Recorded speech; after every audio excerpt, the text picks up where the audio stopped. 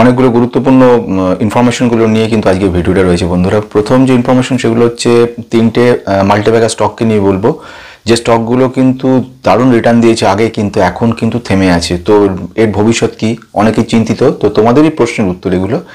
এবং দ্বিতীয় ব্যাপার হচ্ছে, কয়েকজন প্রশ্ন করেছিল, তাদের প্রশ্নগুলো কিছু কিছু ছিল যেগুলো কিন্তু কমেন্টের মাধ্যমে উত্তর দেওয়া সম্ভব না, সেগুলোকেও ছোটো ছোটো করে মিট আপ করে নেবো। তো আজকে ইন্টারেস্টিং ভিডিওর মধ্যে মাল্টিব্যাগার তিনটে স্টককে নিয়ে আলোচনা করছি, প্রথম ঘটনা। দ্বিতীয়ত হচ্ছে তোমাদের কিছু কোয়ারি হচ্ছে, সেগুলো নিয়ে আলোচনা করে নিচ্ছি।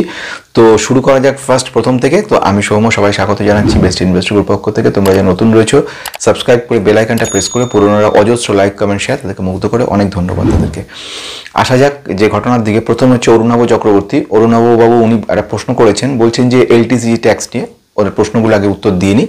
তো উনি বলছেন যে উনি ট্যাক্স হারভেস্টিং করতে চাই। ট্যাক্স হারভেস্টিং বলতে যে ব্যাপারটা বোঝায়, তুমি যে বছর কিনছো সে বছরে প্রতি বছরে কিন্তু এলটিসি, মানে তুমি যদি মনে করো 1 লক্ষ টাকা কেনো কোনো সময় স্টক তুমি কিনে রেখেছো, 1 বছরের মাথায় এক বছর যেই পার হয়ে গেল 1,20,000 টাকা তুমি পেলে, তাহলে তোমার 20,000 টাকা প্রফিট হলো। 1 বছর আগে যদি তুমি ভাঙাও তাহলে এসটিসিজি পড়ে যাবে, তাহলে 15% ট্যাক্স ছিল, 20% হবে ওর উপরে। কিন্তু 1 বছর যেই পার হয়ে গেল তখনও কি করলো, তখনও করলো কি 1,25,000 টাকা প্রথমেই ছাড় পেয়ে গেল, ফলে কোনো ট্যাক্সই দিতে হলো না ওকে। কিন্তু যদি এটা 1,30,000 হয় বা আর বেশি হয়, মোটামুটি আমি ছোট ধরছি, বড় এমন প্রশ্ন করেছিল এর মধ্যে আবার একজন, যে যদি এটা 1 লক্ষ না হয় 10 লক্ষ টাকা হয়, তাহলে যেটা হয় কি, বড় যত বড় ট্যাক্স তোমার থাকবে চাপ, তত বেশি তোমার ট্যাক্স চাপানো হবে। তো জানা কথা, আমি ছোট জায়গায় যাচ্ছি, কোনো বিশ্লেষণে যাচ্ছি না, কেন বাড়ালো, কেন ট্যাক্সের জন্য আমাদের কি প্রবলেম হয়ে যেতে পারে, কেন আমাদের ট্যাক্সকে অন্য জায়গায়, সেগুলো খুব কমপ্লিকেটেড জায়গা। সেই জায়গাতে যদি চিন্তা করি, তর্কে যাই, তর্কে গেলে তো শেষ নেই। আমরা তর্কে যাব না, তর্কের থেকে গুরুত্বপূর্ণ জিনিস হচ্ছে গ্রোথে নজর দেবো, যেগুলো আনঅ্যাভয়েডেবল, যেগুলোকে তোমাকে ছড়াতে নড়াতে পারবে না, ওগুলো তো হতেই থাকবে, আনঅ্যাভয়েডেবল। 1,000 টাকা তার হলো, তার মানে 1,25,000 বাদ গেল, 5,000 টাকা তার ট্যাক্সের আওতায় পড়ে গেল। এটা হলো গল্প। এবার যদি কারোর 1 লক্ষ টাকা দিয়ে 1,20,000 টাকা মতো হয়, তাহলে সেখানে প্রশ্ন ছিল প্রথম, একই ফান্ড কি আলাদা ফান্ড? তো প্রথম উত্তরটা ওনাটা দিয়ে দিই, ওই ফান্ডে রাখতে হবে এমন কোনো মানে নেই। যে কোনো ফান্ডে আপনি মনে করছেন যে আমি টাকাটা পেলাম, পাওয়ার পর আরেকটা ফান্ডে ইনভেস্ট করছি, সুতরাং সেখানে কোনো অসুবিধা নেই, যে কোনো ফান্ড পারেন।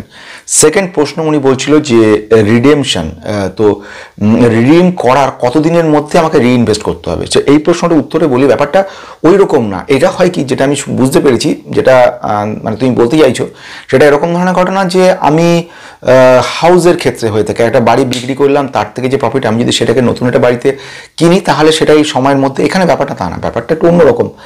তুমি নিচ্ছ 1 বছরের মধ্যে, যদি 1 মাসের মধ্যে তোমার প্রফিট হয়ে যায়, তাহলে তোমার 1 বছর দরকার পড়ছে না। ব্যাপারটা বোঝা গেল?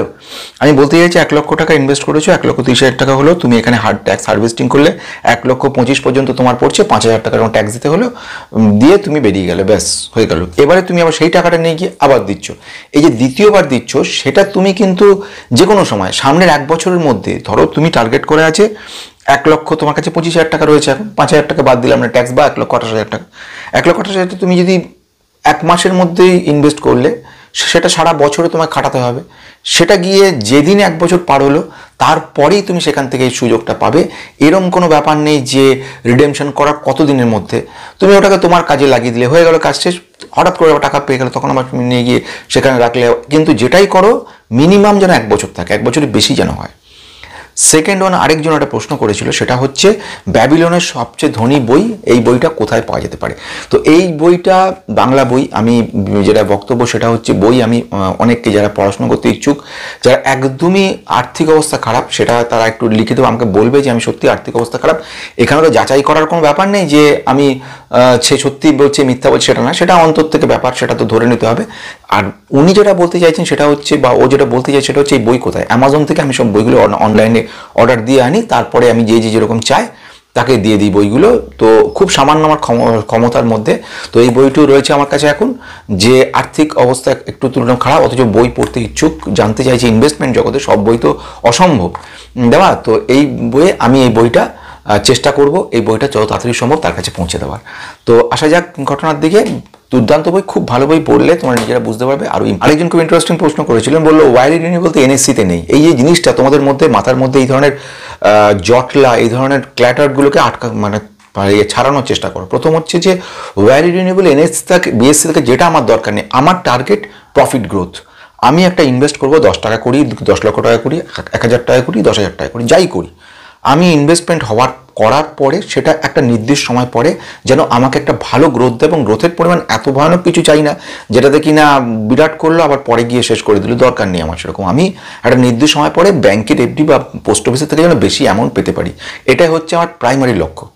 এনএসসি থাক কি বিএসসি থাক আমার জানা দরকার নেই। হ্যাঁ, এটা এনএসসিতে নেই, বিএসসিতে আছে, তাতে কোনো অসুবিধা নেই। 52,000% রিটার্ন দিয়েছে এই স্টকটা, এবং গত 1-2 বছরের 5 বছরের মধ্যে পার্সেন্টেজ দিয়েছে 52,000, এবং তুমি 1 বছরের মধ্যে কি দিয়েছে তুমি নিজের চোখে দেখতে পারবে। যারা যারা ইনভেস্টেড আছে তারা জানো কি ধরনের স্টকটা নিয়ে আগেও বলেছি। এবারে আসবো, তোমাদের ছোট ছোট প্রশ্নগুলো শেষ হলো, এবার একটু বড় প্রশ্নের দিকে আসবো। সেই হচ্ছে আমি যে স্টকটার কথা নিয়ে বলবো, 3টে স্টকের মধ্যে প্রথম যে স্টকটাকে নিয়ে বলবো সেটা হচ্ছে আইটি কোম্পানি স্টকটা কিন্তু দুর্দান্ত স্টক, অথচ আমরা দেখতে পাচ্ছি রিটার্ন দেয়নি। ম্যাক্সিমাম রিটার্ন 2300% দিয়েছে, এবং 1 বছরের রিটার্ন, তুমি 5 বছর রিটার্ন 1000% দিচ্ছে 5 বছরে, অথচ 1 বছর রিটার্ন কিচ্ছু না, -4। অর্থাৎ যারা যারা তেমন জায়গায় ইনভেস্ট করেছো তাদের -10%, 12% রিটার্নও মানে নেগেটিভও হয়ে পড়ে আছে, মানে কিনেছো এবং তাদের নেগেটিভ। আমি কিন্তু স্টকটা নিয়ে আগে বলেছি, এরকম ব্যাপার না আমি বলিনি, এই স্টকটা নিয়ে আমি বলেছি এবং এই স্টকটা নিয়ে আমি অ্যানালিসিসও করেছিলাম। তা আমি স্টকটা নিয়ে আবার একটু বলতে চাইছি। কোম্পানিটা কী নাম? কোম্পানিটা হচ্ছে স্যাকসফট লিমিটেড। স্যাকসফট কিন্তু একটা আইটি কোম্পানি বলে সাধারণ আইটি কোম্পানি নয়, কোম্পানিটার মধ্যে ক্যাপাবিলিটি অসম্ভব ভালো রয়েছে। আমি বিজনেস গ্রোথ দেখেই কথাটা বলেছি। ফিন টেকনোলজি বলে একটা অ্যাপস আছে এদের নিজস্ব, এরা হচ্ছে সফটওয়্যার ডেভেলপমেন্টের সঙ্গে যুক্ত, অ্যাসিস্ট্যান্সের সঙ্গে যুক্ত, কোয়ালিটি অ্যাসুরেন্সের সঙ্গে যুক্ত, সিকিউরিটির সঙ্গে যুক্ত রয়েছে। তো ফিনটেক যেরকম রয়েছে, এদের আরেকটা ডিভিশন রয়েছে লজিস্টিক এবং ট্রান্সপোর্টেশন ডিপার্টমেন্ট, আরেকটা রয়েছে হেলথ কেয়ার রয়েছে, আরেকটা হচ্ছে ইউটিলিটি। তো এইরকম ডিভিশনে ওরা কিন্তু কাজ করছে, একটার পর একটা কোম্পানিগুলোকে এরা কিন্তু মার্চ করে নিচ্ছে। রিসেন্ট খবর অনুযায়ী যেটা হলো, অ্যাগমেন্ট বলে একটা কোম্পানি রয়েছে, অ্যাগমেন্টো ল্যাব বলে কোম্পানিটার অরিজিনাল নাম, হায়দ্রাবাদের কোম্পানি। এদের কাজ হচ্ছে কি ডিজিটালের উপরে, ডিজিটালাইজেশন। মানে ব্যাপার হয় কি, এখনকার দিনে ছোটো ছোটো কোম্পানি যেগুলো থাকে সেগুলোকে একটু বড় কোম্পানি নিয়ে নেয়। কেন নেয়? তাদের স্পেশালাইজ জায়গাগুলো তুলে নেওয়ার জন্য। তো এই কোম্পানিটা কিন্তু এদেরকে নিয়েছে। আমি যদি এই কোম্পানিটার সম্পর্কে একটু বলি, এদের যে ডিজিটালাইজেশনের কাজকর্মগুলো করে, ফলে এদের ইমপ্রুভমেন্টগুলো হবে। যেরকম আমি যে পেমেন্ট গেটওয়ে, তারপরে ইন্টারাকশান ডিফারেন্ট ক্লায়েন্টের সঙ্গে, সে কাজগুলো করছে। আরেকটা কাজ করে জেনারেটিভ এআই, মানে আর্টিফিশিয়াল ইন্টেলিজেন্স, তার উপরে কিন্তু এরা কাজ করছে, বিভিন্ন ট্রান্সপোর্টেশন করছে, এবং ফ্রড ডিটেকশনের উপরে কিন্তু এরা রিসার্চ লেভেলে কাজ করছে, এগুলি ইমপ্লিমেন্টেশন করছে। কোম্পানিটা কিন্তু ডেটা অ্যানালিটিক্সের উপর যেমন কাজ করছে, ক্লাউড ইনফ্রাস্ট্রাকচারের উপর কাজ করছে, সাইবার সিকিউরিটির উপর কাজ করছে, টেস্টিংয়ের উপর কাজ করে, মানে একটা বড় জায়গা নিয়ে কোম্পানিটা কাজ করছে। অথচ এবং মার্কেট ক্যাপ হচ্ছে স্মল ক্যাপ কোম্পানি, 3,000 কোটি মোটামুটি কম বেশি, পি রয়েছে 33 আর ইন্ডাস্ট্রিজ পি 36.8। এইরকম সিচুয়েশনে রিটার্ন অন ক্যাপিটাল 27.7 এবং রিটার্ন অন ইকুইটি 21.1। তাহলে কোম্পানিটার সব দিকে ভালো। প্রোমোটার কিন্তু 66%-এর উপর প্রোমোটার হোল্ড করে রেখে দিয়েছে। তো এই সিচুয়েশনে কোম্পানিটা কিন্তু আমার মতে এখনও ভালো কোম্পানি, ধৈর্য ধরে অপেক্ষা করতে হবে। যেগুলো এদের বিজনেস ম্যাক্সিমাম হচ্ছে বিদেশে, তো সেখানে যত রকম অ্যাজিটেশন তৈরি হবে, যত রকম টেনশন তৈরি হবে, এদের কিন্তু রিটার্ন পাওয়ার সম্ভাবনা ততটাই কমে আসবে। এবারে চলে আসবো এর ফান্ডামেন্টালটা দেখে নিই। প্রথম যে স্টকটা নিয়ে কথা বলবো, সেই স্টকটা কিন্তু 2367% রিটার্ন দিয়েছে, 5 বছর রিটার্ন দিয়েছে 1000%-এর বেশি, এবং 1 বছর রিটার্ন দেখো পুরো নেগেটিভ রয়েছে। কোম্পানিটা কী নাম? স্যাকসফট লিমিটেড। এবার কোম্পানিটাকে একটুখানি আমরা ফান্ডামেন্টাল দেখে নিতে চাইছি যে কোম্পানিটা কীরকম রয়েছে। কোম্পানিটা যেটা মিড ক্যাপ লেভেলের কোম্পানি, স্মল ক্যাপ লেভেলের কোম্পানি, 3,196 কোটি হচ্ছে মার্কেট ক্যাপিটালাইজেশন, এবং স্টক পি 33.3 রয়েছে, এবং ইন্ডাস্ট্রিজ পি দেখো 36.8 রয়েছে। কোম্পানি যদি দেখে নাও এই মুহূর্তে প্রফিট অ্যান্ড লস অ্যাকাউন্টে আমাদের দেখতে পাচ্ছি প্রতি বছরই কিন্তু ভালো করেই প্রফিট চলছে, সেলস গ্রোথও ভালো রয়েছে। কিন্তু যেটা বক্তব্য কোম্পানিগুলোর, আমি যদি কোয়ার্টারে দেখি, মার্চ কোয়ার্টার অনুযায়ী, সেখানে কিন্তু অলমোস্ট সেলস গ্রোথ ফ্ল্যাট রয়েছে, 190, 193, 195, অপারেটিং প্রফিট মার্জিন 17% রয়েছে, যথেষ্ট সুন্দর। নেট প্রফিট কিন্তু সেম, মানে যেটা ছিল গত কোয়ার্টারে যা রয়েছে এই কোয়ার্টারও সেম রয়েছে। এবার তুই ইয়ার ওর ইয়ার যদি দেখে নিই, নেট প্রফিট অপারেটিং প্রফিট 18% রয়েছে এবং নেট প্রফিট দেখো 82 কোটি থেকে 96 কোটি হয়েছে, মানে এক বছরের মধ্যে ডিফারেন্সটা দেখতে পাচ্ছি। যদি আমি দেখে নিই এই মুহূর্তে প্রোমোটারের সংখ্যা 66% হয়ে গেছে।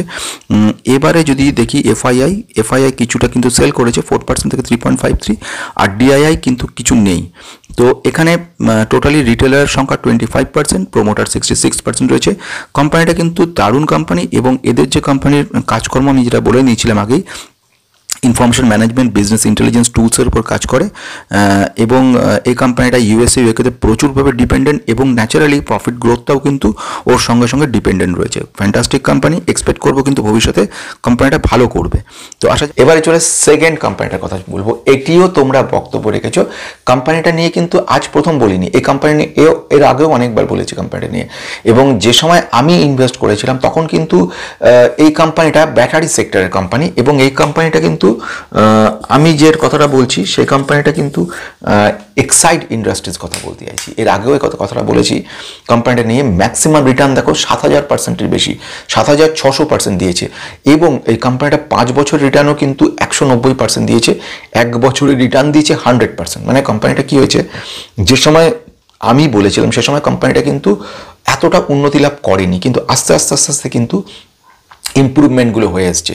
সে সময় দিয়ে সুইজারল্যান্ডের ল্যাকল্যান্সে বলে একটা কোম্পানির সঙ্গে টাই আপ করেছিল, চায়নার একটা কোম্পানি ভোল্ট বলে এদের সঙ্গে যুক্ত ছিল, এস ভোল্ট মোস্ট প্রবাবলি। তো এরা কি করছিল, যেটা লেড ব্যাটারি, আগে লেড অ্যাসিড ব্যাটারির উপর কাজ করতো, বহুদিনের পুরনো কোম্পানি, এক্সাইড মানে বহু বছরের পুরনো। পরবর্তীকালে এরা কিন্তু তখন ইন্স্যুরেন্সের সঙ্গে যুক্ত ছিল, কিন্তু পরে এরা ইন্স্যুরেন্সটাকে অফ করে দিয়ে টোটালটাই কনসেন্ট্রেট করতো ব্যাটারি সেক্টরে। ইলেকট্রনিক ভেহিকেলসের যে ব্যাটারি, লিথিয়াম আয়ন ব্যাটারি নিয়ে এরা কিন্তু পরে কাজ শুরু করে, কিন্তু এর মধ্যে থেকে এরা ম্যানেজমেন্ট দারুণভাবে কাজ করেছে এবং পিছিয়ে থেকেও এখন একটা ফ্রন্টে চলে এসছে। তো আমি যখন বলেছিলাম বা আমি ইনভেস্টেড যখন হয়েছিলাম তখন থেকে এখন কিন্তু অনেকটা আমাকে প্রফিট দিচ্ছে, কিন্তু যারা রিসেন্ট ইনভেস্ট করেছো 1 বছর 1.5 বছর, 1 বছরেও রিটার্ন ভালো দিচ্ছে, খারাপ দিচ্ছে না। মাঝখান টাইমটা যেটা ছিল আমরা দেখেছিলাম ওই 16, 17, 18, 20 এই সময়টা দিয়ে একদম ফ্ল্যাট মুভমেন্ট ছিল। যে স্টোরেজ ব্যাটারি অ্যালাইড প্রোডাক্টের উপর কাজ করে ইন্ডিয়াতে কনসেন্ট্রেট বেশি রয়েছে। এদের মার্কেট ক্যাপ কিন্তু লার্জ ক্যাপ কোম্পানি, 44,000 কাছাকাছি মার্কেট ক্যাপ। পি কিন্তু হাই রয়েছে 51.3, ইন্ডাস্ট্রিজ পি 38.9 রয়েছে। আরেকটা জিনিস দেখবা সেটা হচ্ছে সেলস গ্রোথ কিন্তু কম। এদের যে বক্তব্য, এরা যে যাদের আমি যদি দেখে নিই ফাইন্যান্স একটা সাইড, নেট প্রফিট 15.5% বেড়েছে, যথেষ্ট ভালো বাড়ছে, কিন্তু এক্সপেকটেশন সব কিছুতে বিরাট হাই। তো আচ্ছা, রিজার্ভসে যেটা বলবো আমি, রেভিনিউ 6% বেড়েছে এবং এবিটাডি সেটাও কিন্তু 14.5% বেড়েছে। এবারে যখন ম্যানেজমেন্ট তরফ থেকে খুব ভালো কিছু কথা বলেছে এবং তারা বলছে এপ্রিল থেকে জুন মাসের মধ্যে আমরা কিন্তু 200 কোটি ইনভেস্ট করেছি। ক্যাপিটাল এক্সপেন্ডিচার প্ল্যান্ট ওদের রয়েছে, প্ল্যান্টগুলোর মধ্যে ইমপ্রুভমেন্ট জন্য। এর মধ্যে অর্থাৎ শুধু জুলাই মাসে 75 কোটি ইনভেস্ট করেছে, এক মাসের মধ্যে টোটাল ইনভেস্টমেন্ট করেছে ক্যাপিটাল এক্সপেন্ডিচার প্রায় 2577 কোটি। তাহলে বুঝতে পারছো কোম্পানিটা কিন্তু একদিক থেকে দেখতে গেলে সব দিকে ফ্যান্টাস্টিক কোম্পানি এবং যেটা বলা হচ্ছে কোম্পানিটা সলিড কোম্পানি, ডেপ্ট নেই। আমরা একটু ফান্ডামেন্টাল দেখে নেব। ম্যাক্সিমাম 7,421% এবং 5 বছর রিটার্ন হচ্ছে 186%, 1 বছরে 96%। কিন্তু আমরা যদি দেখি নিই গত 5 দিনে 4% মতো ডাউন হয়ে গেছে, 1 মাসে প্রায় 10% মতো নেগেটিভ রয়েছে। তো কোম্পানিটা কী নাম রয়েছে, এক্সাইড ইন্ডাস্ট্রিজ। যেটা আমি বলছিলাম যে অনেক দৌড়েছে কিন্তু রিসেন্ট কিন্তু খুব একটা রিটার্ন দেখাতে পাচ্ছে না, 1 মাসের মধ্যে দেখো ডাউন। কোম্পানিটা কীরকম ফান্ডামেন্টাল দেখে নেবো। এটা একটা লার্জ ক্যাপ কোম্পানি, এই কোম্পানিটা কিন্তু 44,000 কোটি হচ্ছে মার্কেট ক্যাপিটালাইজেশন এবং যে কাজ করে স্টোরেজ ব্যাটারির উপরে সব কাজকর্ম রয়েছে, 2 হুইলার 3 হুইলার 4 হুইলার সব কিছুতেই এদের কাজ। কারেন্ট প্রাইস 519 রয়েছে, পিই দেখো 50 এবং 50.5 এবং ইন্ডাস্ট্রিজ পি 36.9 রয়েছে। সেলস গ্রোথ 5 বছরে খুব একটা বেশি নেই, 2.64 রয়েছে, এবং ফিউচার কোম্পানি কিন্তু ভালো করতে পারে, এবং সেই হিসেবে এগুলো প্রেজেন্টলি কিন্তু যেটা দেখছি পিজি একেবারে যাতা অবস্থা 27.3 থাকা উচিত, 1 বা 2 হলে ঠিক আছে, তাও 1 হলে সব থেকে ভালো পিজি রেশিও। বেসিক্যালি কি সেলস গ্রোথ কম থাকার জন্য এটা হচ্ছে। ম্যানেজমেন্ট যেগুলো বলছিল, যেটা আমি আগে বলছিলাম, এদের ভবিষ্যতে কিন্তু ভালো হবে, কারণ এরা যে এক্সাইড এনার্জি সলিউশন বলে এরা যে কোম্পানিটা রয়েছে সাবসিডি কোম্পানি, যেটা কিন্তু এই ধরনের লেড বা লিথিয়াম আয়ন ব্যাটারি এবং তার পরবর্তীকালে অ্যাডভান্স টেকনোলজিগুলো নিয়ে আসছে, রিসার্চ চলছে, তারা কিন্তু এক্সপেক্ট করছে ভবিষ্যতে খুব ভালো করবে বলে। তো এই এক্সপেকটেশনের উপর বেস করে কিন্তু কোম্পানি চলছে। তো এবারে আসছি, প্রোমোটার সংখ্যা 45% রয়েছে, এফআইআই 13%, ডিআইআই 17% এবং রিটেলারের সংখ্যা 22%। এর মধ্যে এফআইআই মোটামুটি কম বেশি সামান্য একটু কিনেছে, ডিআইআই কিছুটা সেল করেছে, আর রিটেলার কিন্তু একটু কিনে রেখেছে, মানে পাবলিক যেটা কিনে রেখে দিয়েছে। তুমি যদি কোয়ার্টার অন কোয়ার্টারে চেকিং করো, দেখবে মার্চ এবং জুনের রেজাল্ট বেরিয়েছে রিসেন্টলি, তো সেই অনুযায়ী কিন্তু সেলস গ্রোথ যথেষ্ট ভালো হয়েছে, এবং অপারেটিং প্রফিট দেখো 4,448 থেকে 473 কোটি হয়েছে। নেট প্রফিটে চলে যদি আসো 186 কোটি থেকে 221 কোটি হয়েছে, কোনো দিকে কোনো কম নেই, যথেষ্ট ভালো করছে, এবং সেলস গ্রোথ যদি দেখো ফ্যান্টাস্টিক রয়েছে। তো আমার মনে হচ্ছে কোম্পানিটা কিন্তু ভালো করবে। ম্যানেজমেন্ট তরফ থেকে আরও কিছু কথা বলা হয়েছিল যে আগামী দিনে এই এনার্জি সেক্টর এবং এনার্জি সলিউশনের উপর ডিমান্ড কিন্তু বাড়তে চলেছে, এবং যত এটা বাড়বে তত আমাদের ইমপ্রুভমেন্ট হবে। মানে ওরা এক্সপেক্ট করছে আগামী 5 বছরের মধ্যে একটা সিগনিফিকেন্টলি ওদের ইমপ্রুভমেন্ট হবে বলে মনে করে নিচ্ছে। এবারে যে তৃতীয় কোম্পানিটা, এটাও তোমাদেরই রিকোয়ারমেন্ট, মানে টোটালটা তোমাদের রিকোয়ারমেন্ট বেস করে কিন্তু কাজগুলো করছি। তৃতীয় যে কোম্পানিটা বলছি সেটা কিন্তু কেমিক্যাল সেক্টর বলতে পারো, এবং কার্বন ব্ল্যাক স্পেশালিটি কেমিক্যাল উপর কাজ করে কোম্পানিটা। কোম্পানির ম্যাক্সিমাম রিটার্ন দিয়েছে 21,000%, 21,000%। 5 বছর রিটার্ন 490%, 492%। 1 বছর রিটার্ন দিয়েছে 118%।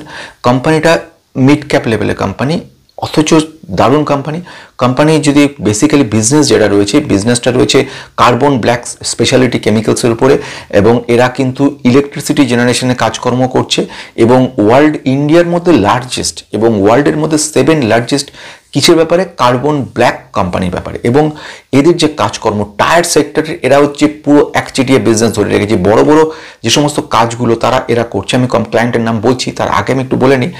টায়ার সেক্টর যেরকম রয়েছে, স্পেশালিটি কেমিক্যালসের উপরে কাজ রয়েছে, পাওয়ার সেক্টরের কাজ করে। এবারে 50টার বেশি কিন্তু দেশে এরা কাজ করছে, মানে যেটা আমি বলছি ইউএসএতে রয়েছে, আফ্রিকাতে রয়েছে, তারপরে মিডল ইস্টে রয়েছে। এরা বিস্তীর্ণ এলাকা জুড়ে কিন্তু এরা কাজ করছে, ইউরোপের একটা অঞ্চল বড়। এদের যে ক্লায়েন্টগুলোর মধ্যে এমআরএফ রয়েছে, সিএট রয়েছে, জেকে টায়ার্স রয়েছে, ব্রিজস্টোনস রয়েছে, এছাড়া রয়েছে অ্যাপোলো রয়েছে, টিভিএস গ্রুপ রয়েছে।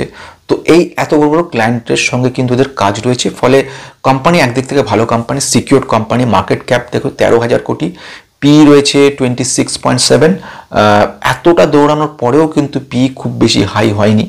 রিটার্ন অন ক্যাপিটাল এমন 14.2, রিটার্ন অন ইকুইটিও রয়েছে 16.2। প্রোমোটার হোল্ডিং 51.4% রেখে দিয়েছে। এফআইআই কিন্তু কিছুটা স্টেক সেল করেছে, এবং ডিআইআই কিন্তু আবার বেশ কিছু স্টেক বাই করে নিয়েছে। কোম্পানিটা রিস্কি, অথচ কোম্পানির পোটেনশিয়াল গ্রোথ কিন্তু দারুণ রয়েছে। কোম্পানিটা খুব সুন্দর দৌড়বে, ভবিষ্যতে আশা করা যায়। এখন আমরা দেখতে পাচ্ছি কিছুটা ডাউন রয়েছে। আমি 3টের ক্ষেত্রে দেখতে পাচ্ছি, স্যাক্সঅফট তো বলে নিলাম প্রচুর ডাউন, ফ্ল্যাট মুভমেন্ট। এক্সাইডের ক্ষেত্রে দেখছি 1 বছর রিটার্ন 100% দিচ্ছে ঠিকই, কিন্তু প্রেজেন্টলি ডাউন রয়েছে, এবং পিসিবিএলও দেখছি প্রেজেন্টলি ডাউন। তো এই ব্যাপার নিয়ে আমাদের, তো পিসিবিএল কাজ একটুখানি ফান্ডামেন্টালটা দেখে নেবো। আমি যে কোম্পানিটার কথা বলছি, কোম্পানির নাম হচ্ছে পিসিবিএল লিমিটেড। কোম্পানিটা 21,000% রিটার্ন দিয়েছে, এবং 5 বছর রিটার্ন দিয়েছে 500%, 1 বছর রিটার্ন দিয়েছে 124%। তো এই কোম্পানিটার ক্ষেত্রে এই মুহূর্তে তোমরা রিকোয়েস্ট করেছিলে, সেই জন্য কোম্পানিটা নিয়ে আলোচনা করছি। তো এই সিচুয়েশনে এই কোম্পানি থেকে ফান্ডামেন্টালটা কেমন সেটা দেখে নেওয়ার জন্য আমাকে বলেছিলে। তো আসা যাক ফান্ডামেন্টালের দিকে। কোম্পানি বিউটিফুল কোম্পানি, এবং এক্সপেক্ট করবো আমরা ভবিষ্যতে ভালো করবে। আজকের মধ্যেও কিন্তু দারুণ রিটার্ন দিচ্ছে, 10%-এর উপর কিন্তু জাম্প করেছে। কোম্পানিতে ফান্ডামেন্টাল দেখে নিই। এই সিচুয়েশন কোম্পানিটা কিন্তু মিড ক্যাপ লেভেলের কোম্পানি, 13,358 রয়েছে, এবং কারেন্ট প্রাইস 354 রয়েছে। স্টক পি রয়েছে 27.2, এবং যদি দেখি ইন্ডাস্ট্রিজ পির ক্ষেত্রে ইন্ডাস্ট্রিজ পি কিন্তু ইন্ডাস্ট্রিজ পি রয়েছে 42.4। কোম্পানি কিন্তু একদিকে দেখতে গেলে যথেষ্ট স্ট্রং রয়েছে এবং রিটার্ন অন ইকুইটি ক্যাপিটাল যথেষ্ট ভালো, সেলস গ্রোথও বিউটিফুল রয়েছে, সে কারণের জন্য পিজি কিন্তু খুব বেশি নয় 5.02 রয়েছে, তাও কিছুটা রয়েছে। এক্সপেকটেশন থাকবে খুব ভালো, কারণ বিজনেস গ্রোথটা খুব ভালো রয়েছে এদের। তো এদের যে কাজকর্মগুলো যেটা আমি বলছিলাম যে এরা কিন্তু ইন্ডিয়ার মধ্যে লার্জেস্ট, ওয়ার্ল্ডের মধ্যে 7 লার্জেস্ট কার্বন টায়ার্সের উপর কাজকর্ম, স্পেশালিটি কেমিক্যালস, পাওয়ার সেক্টরের উপর কাজকর্ম, ম্যানুফ্যাকচারিং ক্যাপাসিটি বাড়ানো হয়েছে, কনস্ট্যান্টলি বাড়িয়ে চলেছে, 50টার বেশি দেশে রয়েছে, ব্র্যান্ড রয়েছে বেশ কিছু, ক্লায়েন্টের কথা আগেই আমি জানিয়ে দিয়েছি। রেভিনিউ কিন্তু 92% আসছে কার্বন ব্ল্যাক থেকে, এবং বাকি সব। আমি চলে আসি যদি প্রেজেন্ট সিনারিওতে, কন্টিনিউ এরা কিন্তু আপগ্রেডেশন করে চলেছে, অ্যাকুইজিশন করেছে কিছু কোম্পানির সঙ্গে, ফলে আরও ইমপ্রুভমেন্ট হবে। যেটা আসার ব্যাপার সেটা হচ্ছে যেটা আমি বললাম, ইনভেস্টরের সংখ্যা, প্রোমোটার 51% রয়েছে, এফআইআই রয়েছে 5.29, ডিআইআই কিছুটা বাড়িয়েছে 5.61 থেকে 6.41 করেছে, পাবলিক সংখ্যা 35% কিন্তু রিটেলের কাছে রয়েছে। তো এখন এই সিচুয়েশনে কোম্পানিটা যথেষ্ট ভালো, স্লাইড ওভারভ্যালুড রয়েছে, কিন্তু কোম্পানির ক্যাপাবিলিটি ইন ফিউচার গ্রোথ কিন্তু খুব ভালো হবে বলে মনে করছি। তো আমাদের আজকে টোটাল ভিডিওর মধ্যে দুর্দান্ত 3টে ইন্টারেস্টিং স্টককে নিয়ে বললাম। টোটালটা তোমাদের লক্ষ্য করে তোমরাই রিকোয়েস্ট করেছো, এবং তার উত্তরে বেশ কিছু রিকোয়েস্ট রয়ে গেল এখনো, সেগুলো আগামী দিনে চেষ্টা করবো আবার ক্লিয়ার করার। আজকের জন্য নমস্কার।